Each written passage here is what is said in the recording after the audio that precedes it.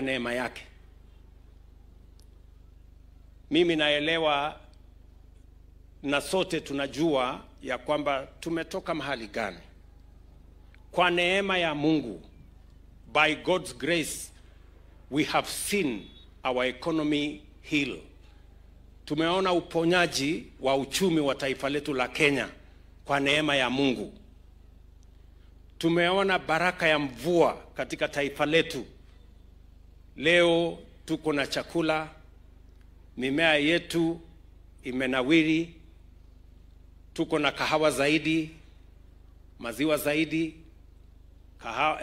majani chai zaidi, miwa zaidi, kwa sababu ya baraka ya mvua na yale yote tumefanya na bidii ya wakulima.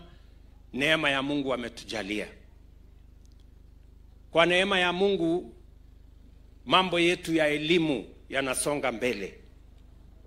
Walimu ndio hawa, tumeajiri karibu 100,000. Universities zetu na TVETs, hostels na mambo mengine mengi yanaendelea.